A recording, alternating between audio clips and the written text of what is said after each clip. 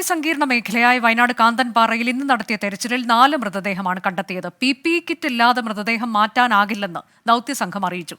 Helicopter മാർഗമാണ് ദൗത്യസംഘത്തെ ബത്തേരിയിലെത്തിച്ചത്. തിരച്ചിലിന്റെ ദൃശ്യങ്ങൾ 24-ന് ലഭിച്ചു.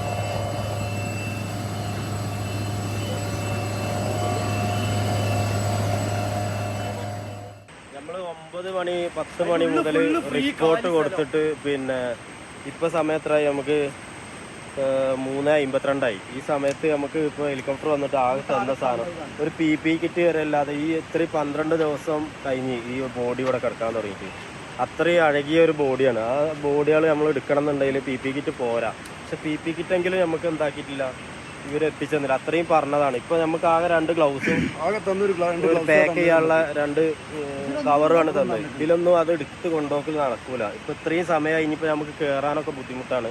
ഇത് സർക്കാരിന്റെ ഭാഗത്തുനിന്ന് ഒരു ശക്തമായ ഇടപെടലില്ലാണ്ടൊന്നും ഈ പരിപാടികൾ നടക്കില്ല. ഇനിയും ബോഡികൾ എടുക്കാണ്ട് ഈ കോലത്തിലാണ് എങ്ങനെ നമ്മൾ ഇങ്ങോട്ട് ഇറങ്ങി വന്നത് എടുക്കുക എന്നുള്ളത് നമുക്കൊന്ന് പറഞ്ഞു തരണം ശരിക്കും അധികാരികൾ. സുർജിത്ത് അയ്യപ്പത്ത് വിവരങ്ങളുമായി. സുർജിത്ത്, ഇപ്പോൾ മണിക്കൂറുകൾ കഴിഞ്ഞിട്ടും ഈ മൃതദേഹം അവിടെ നിന്ന് മാറ്റാൻ കഴിഞ്ഞിട്ടില്ല എന്നുള്ളതാണോ?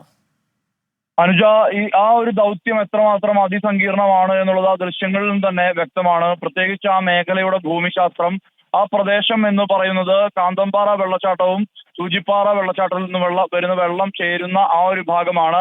കുത്തനെ താഴ്ന്ന നിലയിലുള്ള ഒരു പ്രതലമാണ്. കൂറ്റൻ പാറകളുള്ള, വഴുക്കലുള്ള പാറകളുള്ള പ്രതലമാണ്.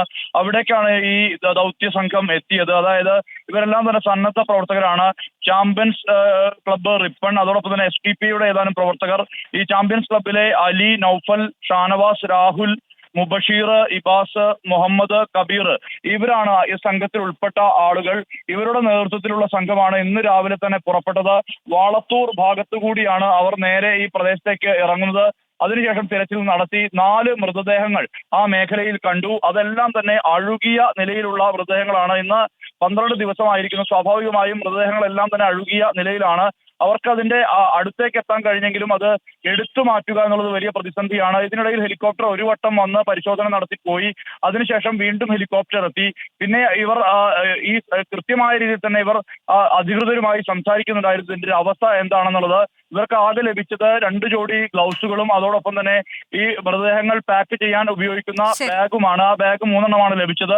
അത് പൂർണ്ണമായ രീതിയിൽ അതിന് പറ്റുന്ന ഒരു ഇടപെടൽ. കാന്തൻപാറയിലെ ദൗത്യം അത് എത്രത്തോളം ദുഷ്കരമാണ് എന്നത് ദൃശ്യങ്ങളിലൂടെ അറിയാം. പക്ഷേ ആ മൃതദേഹം എടുത്ത് മാറ്റാൻ കഴിയുന്നില്ല. അതിന് ആവശ്യമായ സംവിധാനങ്ങൾ നിലവിൽ ലഭിച്ചിട്ടില്ല എന്നുള്ളതാണ് പരാതി. വീണ്ടും ഒരു ഇടവേള.